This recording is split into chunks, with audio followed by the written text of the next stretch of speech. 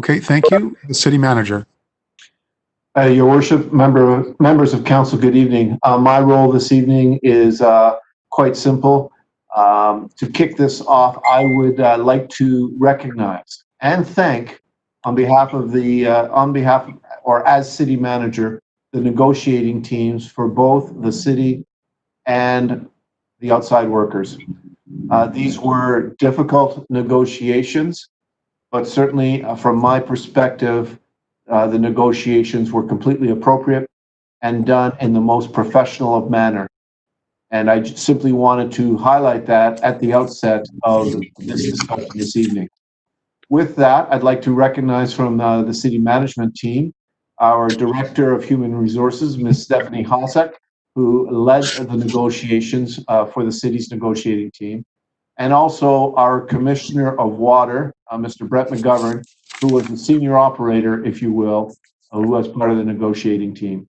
I would like now to hand over to Mr. Brett McGovern to provide high-level detail on the aspects of this tentative agreement. Brett, over to you. Good evening, Your Worship, members of council. Thank you, City Manager. The purpose of this report, as you're aware, is to seek approval for the proposed renewal of the working agreement. The members of this workforce deliver a multitude of services, outside services, and these frontline services are vital to the citizens of St. John. The overriding context for this round of bargaining was the city's current sustainability challenges and the fiscal realities facing the city of St. John. This agreement achieves the modified financial target of May 4th, when council directed that 60% of the entirety of the deficit was to be addressed through workforce adjustments and changes to personnel policies.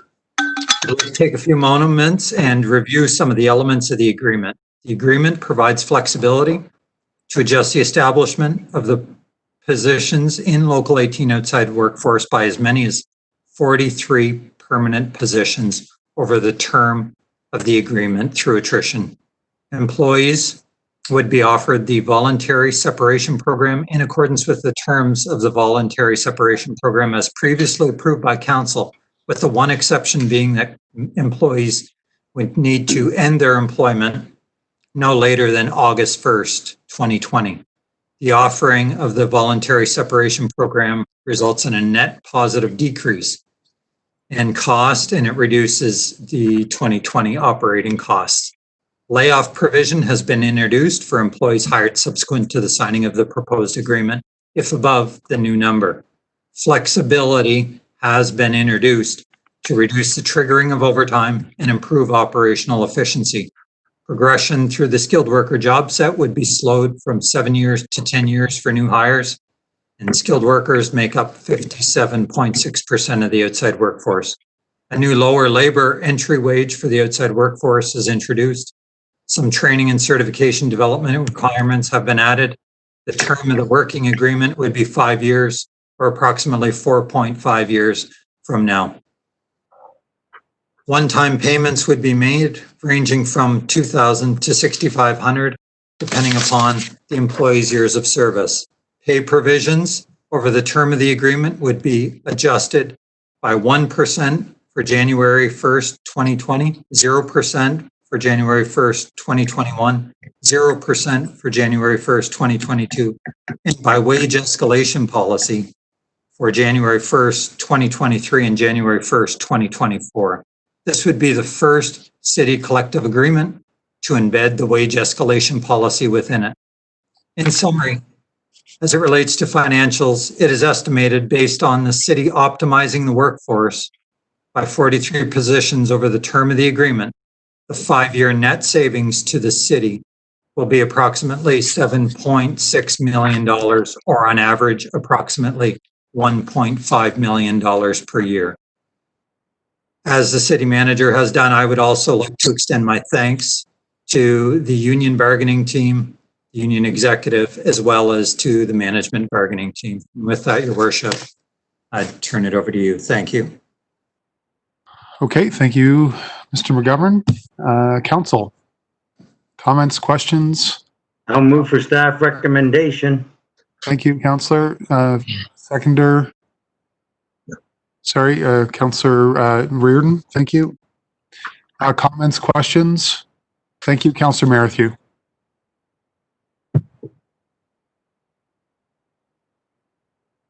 You're muted, sir. There you go. Thank you, Your Worship. Thank you.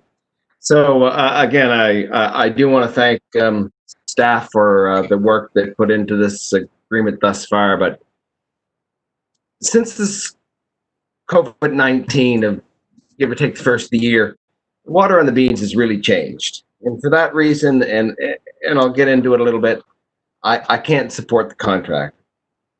We still have a minimum manning amount here of 235 men and women. It was 278, down 43, now at 235 if the agreement's approved.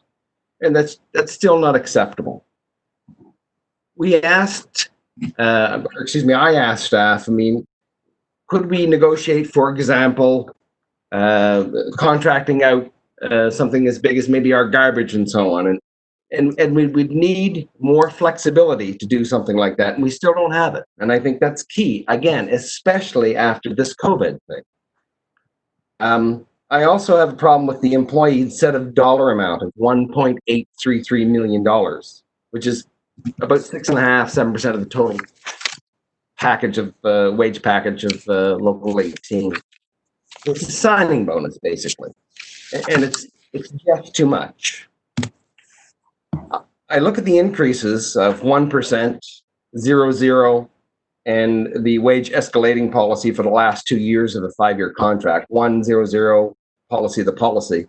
And I'm going to suggest to you that's about all that a local private citizen might expect to get, let alone $1.833 billion on top of that, which my rough math, and I apologize, Council, this is my rough math, it's about a 2.4% annual increase. Some compounded, some not, but that's what it is, all right? It's just at that rate, the delta still widens. It still massively widens to the local citizen that has to pay for this thing. And that's where I'm at. We should be protecting them, and I don't think we're doing quite a good enough job as it stands. So I won't support it. Thank you, sir. Okay, thank you. Deputy Mayor. Thank you, Your Worship. Well, I think this agreement is a good agreement for the city of St. John. When we first started negotiating this, or when the team, and I'll say thanks to both teams, management and staff, when we first started negotiating, we asked them to do the best they could to get rid of a number. We started out, I don't know, I think it was back in the early 80s when they had a number of 293. It was before the Canada Games happened in St. John. And then just a few years ago, it went down to 278, and now it's down to 235. And for me, from what I know about the city, I feel that there'll probably never be a year that goes by in the future that we won't need that 235. And, there's some things, well, for one example is the garbage collection. They found out a few years ago it was much cheaper for city staff to do that than for us to contract it out. So Well, this agreement, point of order, Your Worship, that's not exactly true. It was only cheaper because we had a minimum manning clause, okay? yeah, Your Worship, I have the floor. Yep. If you don't mind. And I do agree with this agreement. We have Local 18. We have a lot of flexibility in this agreement, whether it be for overtime, whether it be for if we do have extra work that people, we have to hire more people than 235, then we have the opportunity to lay them off when they're not needed, which is a great thing for the city. Also, we have this servicing assessment, which means if there's a project, a big project that we want to take on, and our city staff can do it cheaper than a contractor, fine. But if a contractor can do it at a better price, then the city can use the contractor. We couldn't do any of that. We just didn't have any of those flexibility issues before. We always had to stick with what was in the contract this time. The contract is very open.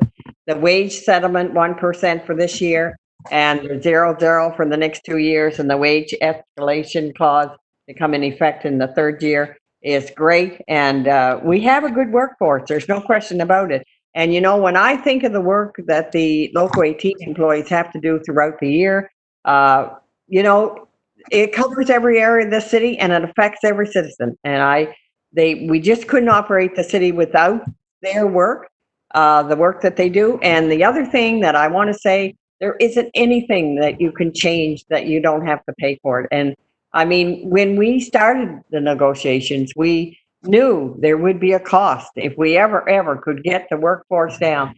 And, you know, you do have to pay to make changes, regardless of what they are. So I think it's a good agreement. I think the city will be well served for it.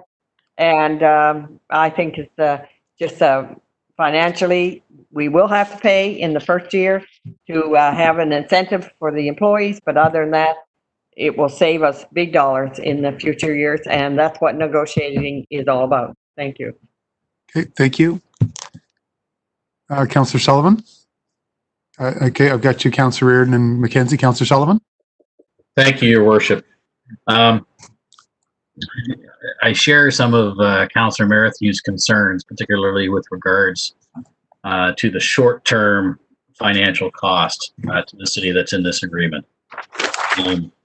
But one of the things we have done to kind of set us as a city on a financial path moving forward is looking down the road and setting longer-term strategies.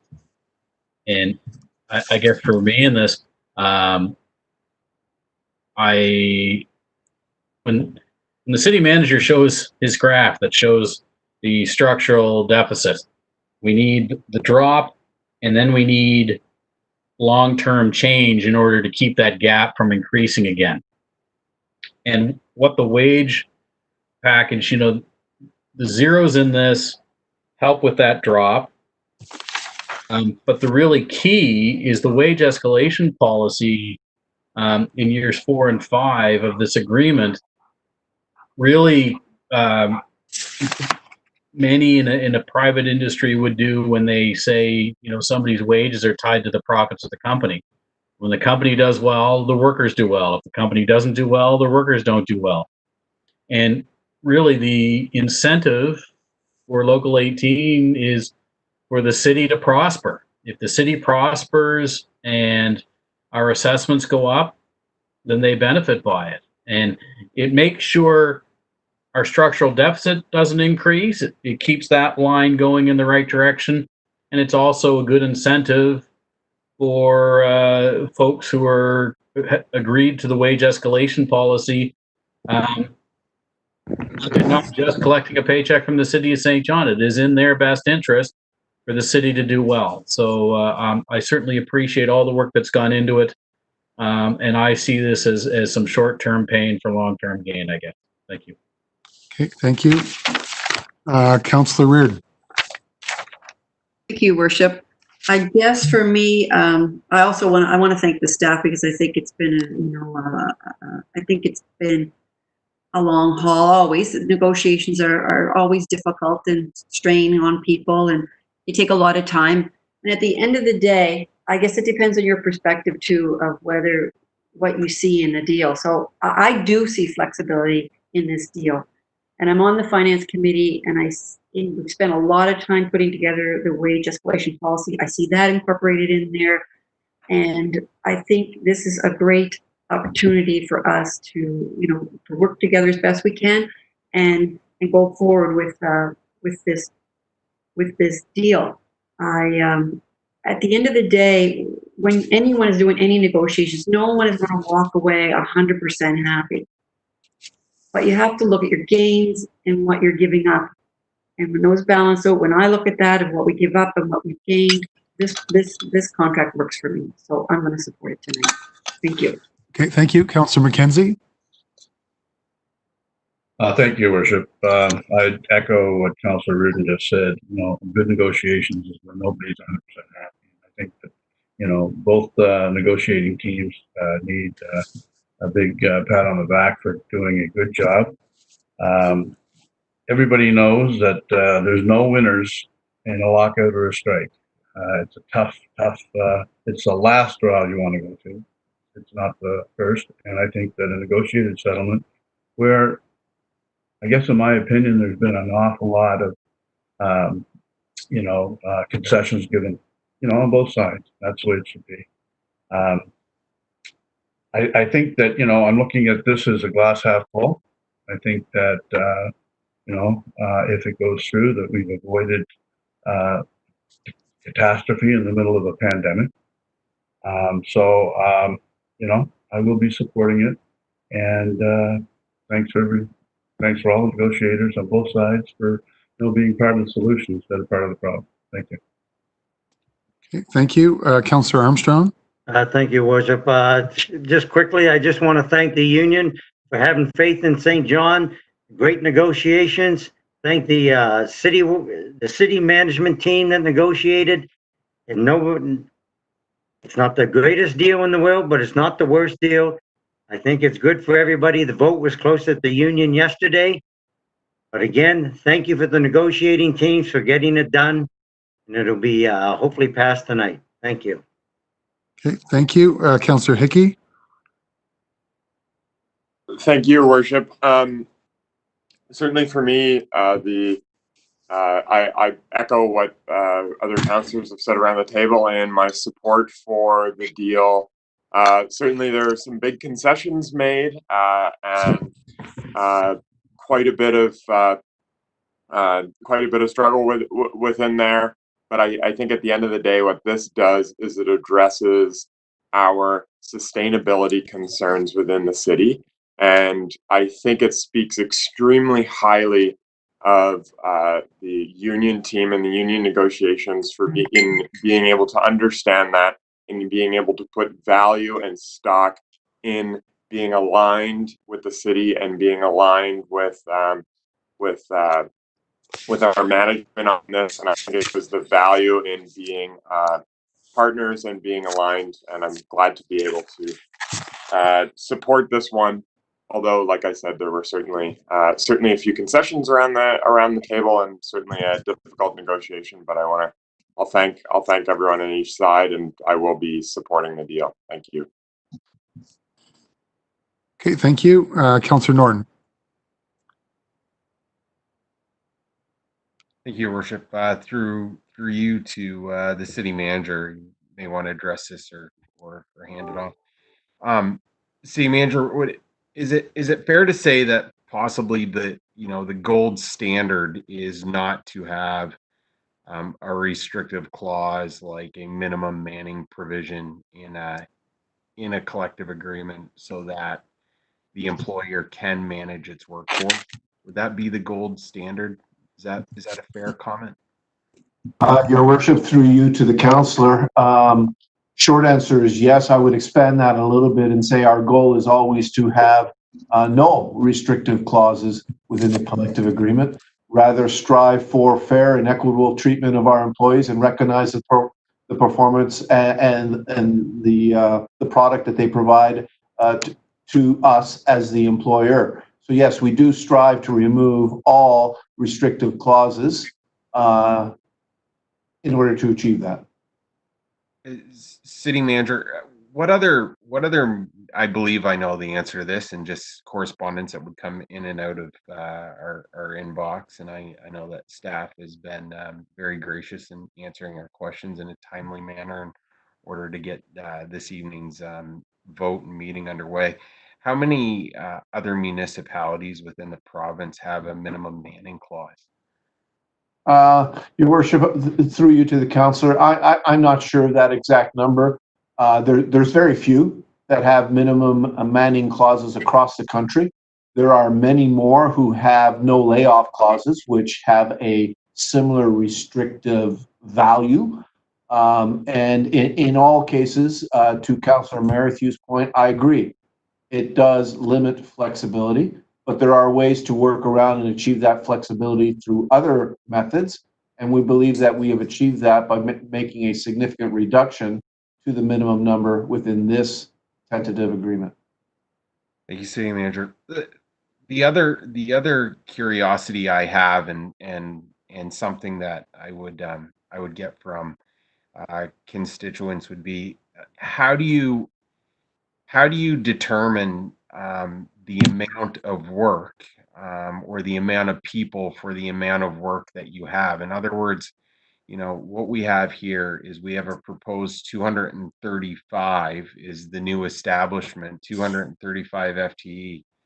Um, is there enough work for the 235?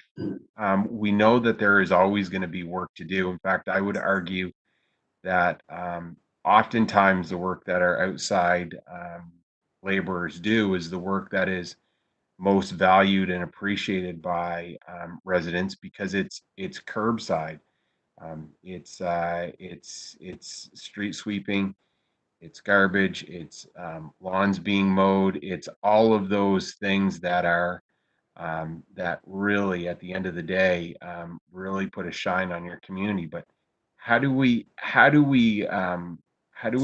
balance the amount of work that we have with the number of people? In other words, is 235 too many? Is there enough work for them all? Like, what kind of comment or explanation can you give the taxpayer that's looking for that? Your worship, through you to the councillor, your question is there enough work for 235? I would suggest to you there's enough work for the 278 we currently have. I would suggest to you there'd probably be enough work for 300. The reality is, what can we afford? And then find the best possible service delivery for what we can afford. So by reducing from 278, and for the record, I absolutely believe that our workforce is gainfully employed at that number. We will reduce. By reducing, we have to find efficiencies. We have to find different ways of doing things so that we can still deliver quality services to our residents and our businesses with a smaller number. And that's what it will come down to, is find different ways of delivering those services.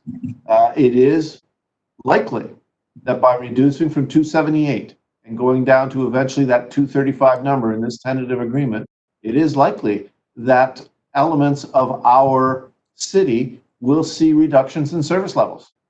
Reality is, we have to have a workforce that we can afford. And this tentative agreement drives us to that outcome. Is there anything within the collective agreement that that protects the quality of work that's done? Oftentimes we hear quality over quantity.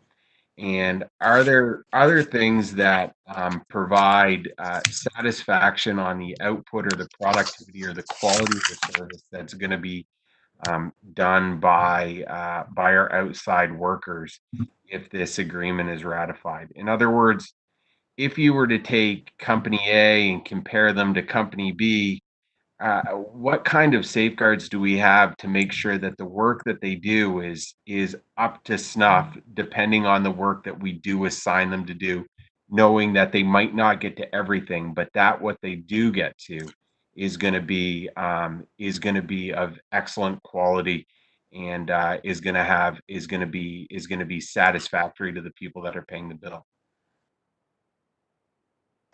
There's many dimensions to that question, Councillor. I'll throw out a couple of almost one-line answers. First of all, I believe that our workforce wants to produce quality at all times.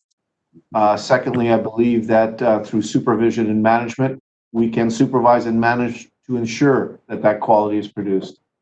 That said, I also believe that there are changes we can make in terms of our metrics and our performance measurement framework to better embrace continuous improvement and continually push the envelope in terms of that quality. Anybody who believes that they are performing as best as they possibly can, that would be a disappointment to me. There is always room for improvement, but I do believe we have quality within our workforce. I think one of the things that is very much at risk when you contract out work is that although you can set quality standards within contracts, you do not have quite as much flexibility, other than in the extreme challenging contracts, court challenges, etc. you do not have the same ability to exercise quality control as you do within your own workforce, especially a workforce that is dedicated to doing the right thing. Your worship, I'd just maybe add to the city manager's comments as well. And from a water and wastewater perspective, I can say that we have online quality monitoring systems that track the performance of all of our operations across the city, that have monitoring, that have alarms and trigger points embedded within those systems. And we also have regulatory requirements that we need to uphold and meet.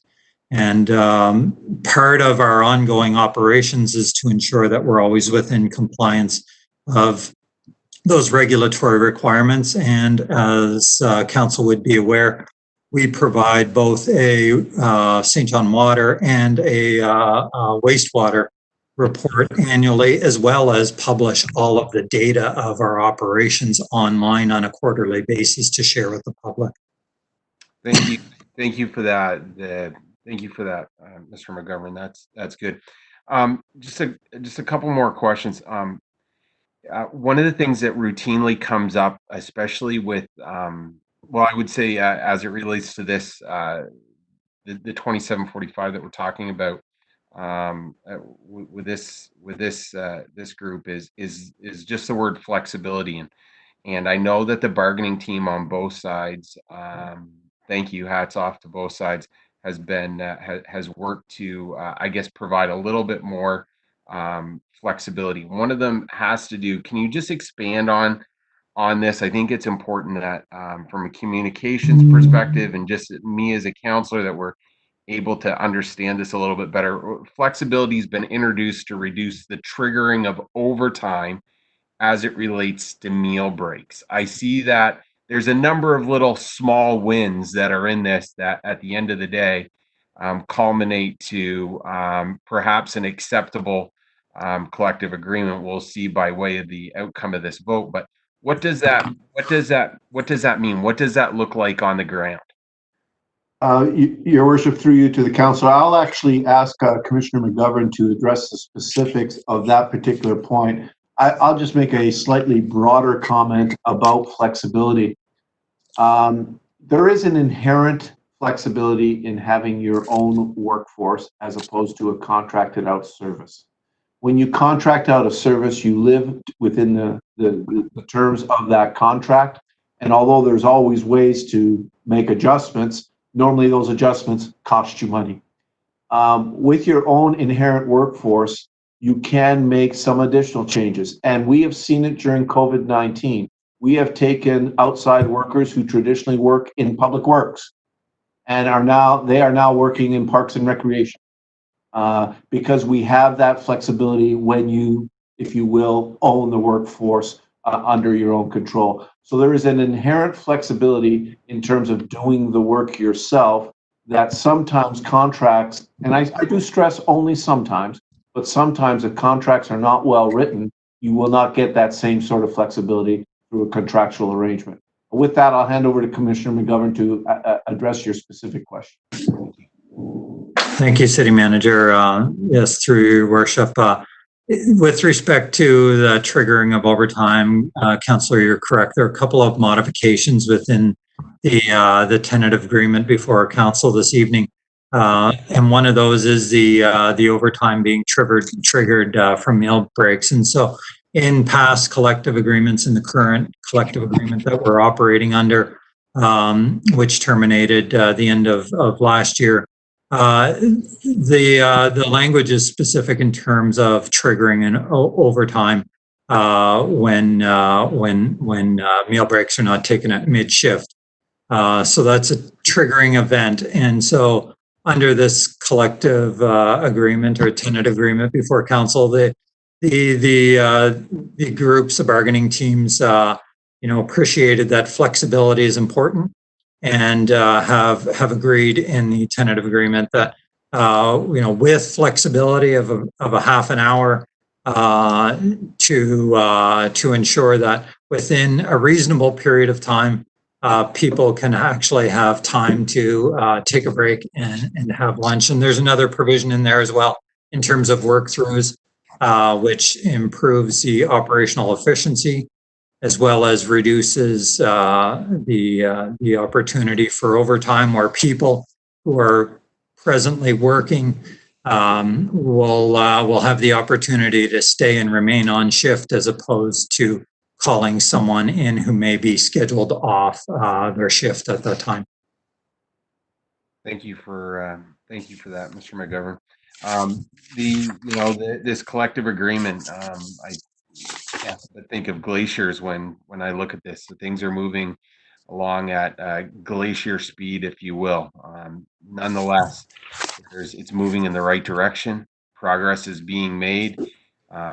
It's glacier speed, but that's how these things get done. And when I look at where we were in terms of numbers, even 5 years ago, 6 or 7 years ago, we're down to 235. It is moving in the right direction. So hats off to both sides for what they've been able to present to us. I can't help but the wage escalation policy that's embedded in this. It is important to note that council's wage escalation policy is being lived out in this. Sorry, Councillor. Commissioner McGovern. No, sorry, I wasn't. Thank you. The commissioner was unmuted. I apologize, Councillor. No, finished? No worries, Your Worship. I'll let you get back to chairing the meeting, but it's good to see the wage escalation policy embedded into this collective agreement and being upheld. Thank you. Okay, thank you. I didn't mean to speak over you. The commissioner his mic was open. So, okay, thank you. Anyone else? Okay, thank you. Councillor Marathi, excuse me. Yeah. Thank you, Worship. I was just looking for everyone else to speak, but if it's going around second round, I'll take a crack at it, please. So again, I can reiterate, there's some good things in this, like the wage escalating policy, okay? But no one can tell me that we wouldn't be better off without a minimum manning clause. And with this COVID thing, I'm telling you, the world has changed. Also, with the signing bonus of $1.883 million, it makes the delta, it makes the difference between the average taxpayer and what we're paying our employees wider again. It makes let me tell you a quick story, Council, please, very quick. The first time I ran for council, I did about 2,000 doors, walked them, okay? Some of them I'll remember for the rest of my life. One was at the end of Forest Hills, where I knocked on the guy's door. He answered. He had an old car in the yard, a 1950s, early 60s car, nice car. And I don't want to be a politician. I said, "Hi, how are you? Like the car?" He said, "Do you want to buy it?" And I said, "No, it's not my kind of car." But anyway, he invited me into the house where I had a cup of coffee with him. And he told me the car was actually for sale. He had it for 5 or 6 years. That time ago, he could afford a nicety like that and couldn't any longer and had to sell it because things had just gotten tighter for him. Escalating wages elsewhere, inflation just made it tight on him, okay?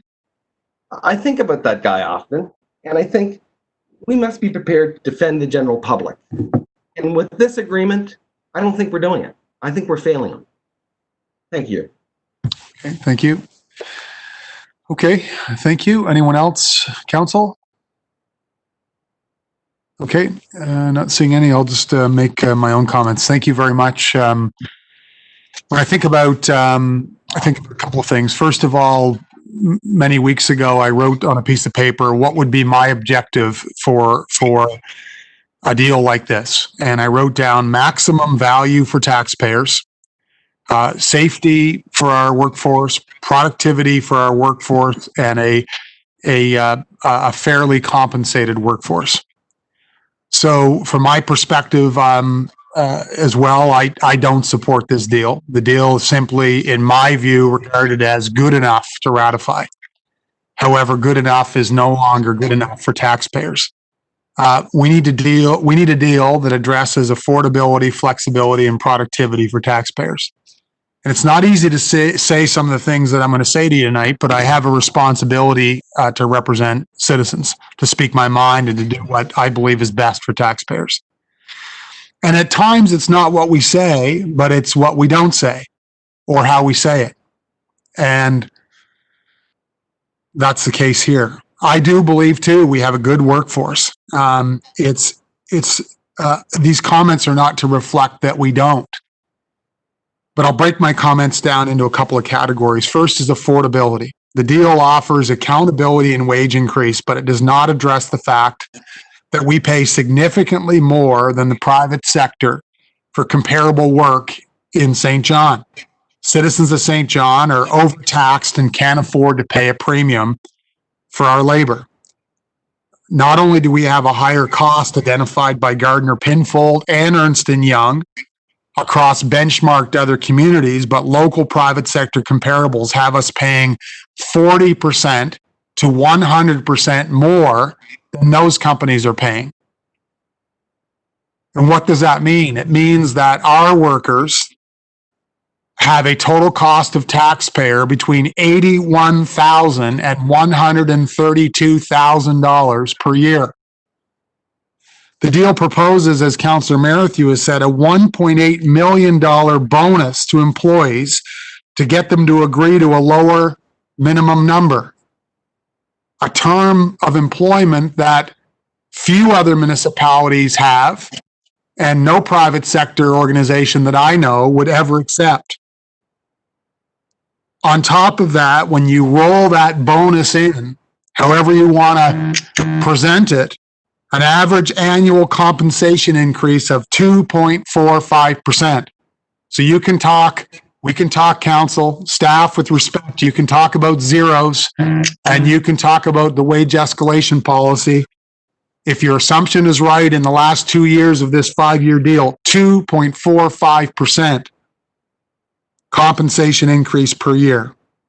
That's not accountable to our citizens. And in fact, the average retirement benefit of $36,000 is more than the average St. Johnner makes.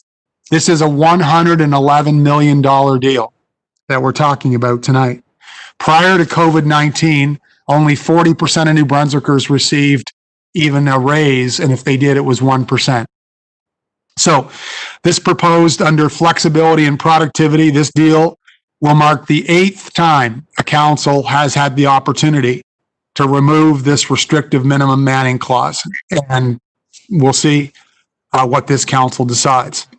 This has resulted in citizens paying more than they've had to. The Ernst & Young report recommended short-term deals. This is a 5-year deal. So last few comments. From my perspective, we have to stop doing the same old deals. We've had 35 years of minimum manning clause that limit significantly our flexibility. And again, what I'm saying is not that I want to get rid of our employees. What I'm saying is we need the flexibility. We don't have a formalized productivity measure today. We can talk about it. We don't have it. If we had it, we'd be presenting that benchmark tonight.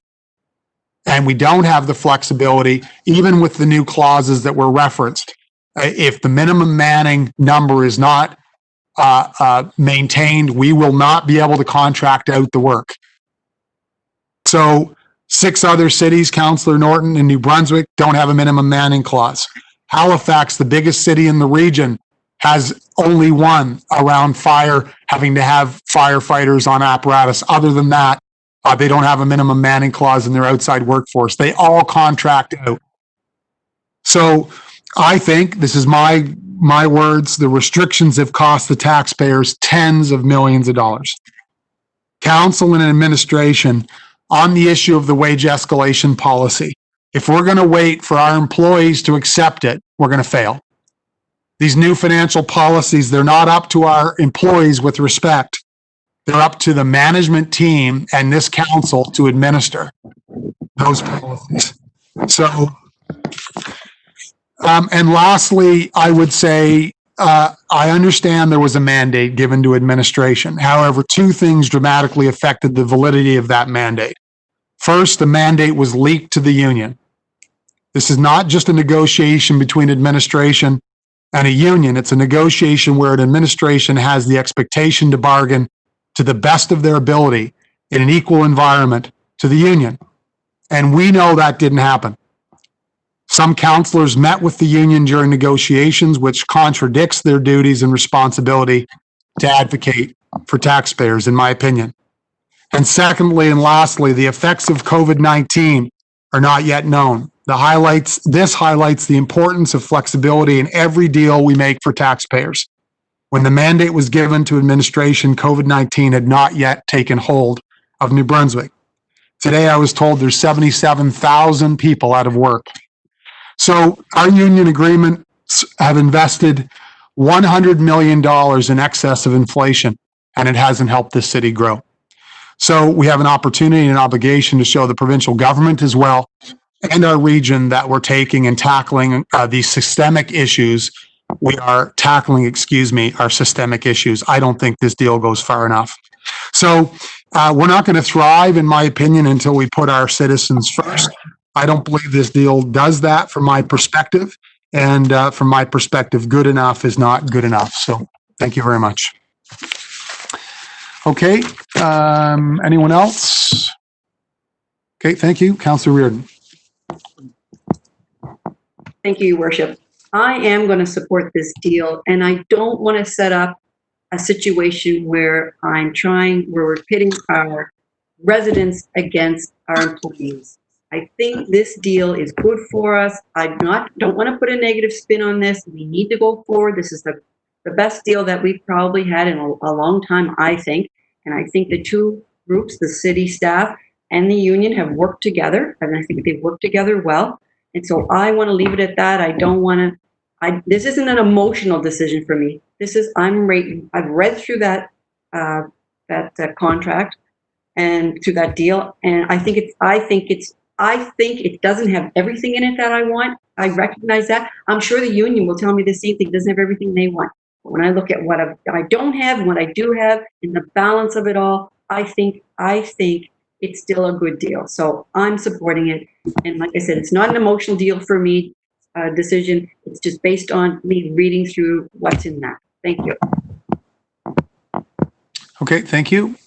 Anyone else? Okay, thank you. The motion is on the floor. The recommendation is on the floor. City Manager, we moved the recommendation, but I don't know for the public and those watching at home if that recommendation, do they have it? What does the public have, City Manager, in terms of this deal that Council's just debated for the first time in open? Your Worship, to you and members of Council, there is a staff report that has been put onto the website that highlights the main aspects of the deal, and the motion is within it. But I can ask the Common Clerk, with your indulgence, he can read the exact motion prior to the vote of Council. Please, yeah. Your Worship, that is correct. This document is on the website as we speak. The motion reads as follows. It is recommended that Council ratify the tentative agreement between the City of St. John and CUPE Local 18, and that, after a final review by the City Solicitor as to legality and form, authorize Mayor and Clerk to execute the proposed working agreement on behalf of the City. Number 3, adopt the revised Human Resource Policy Voluntary Separation Program as included. And number 4, authorize the City Manager to use up to $1,283,285 from the operating reserve to support the one-time cost associated with restructuring of Local 18. Okay, thank you. We have our mover and our seconder already. The motion, I just wanted for clarity to make sure everybody at home at least knew what was on the floor. Okay, thank you. I will call the question. All those in favor, please show me a hand. Okay, thank you. And anyone contrary minded? Okay, thank you. Councillors Casey and Councillors Merritt, you vote against, and all others have voted in favor. Okay, the motion is carried. Okay, well, thank you very much. I think that was the only item we had on our agenda tonight, so I will call for a motion to adjourn, please. Councillor Reardon, seconded by the Deputy Mayor. Thank you. And all those in favor, please show a hand. Okay, thank you. And anyone contrary-minded? Not seeing any. Thank you. And thank you for everyone for watching at home. Take care.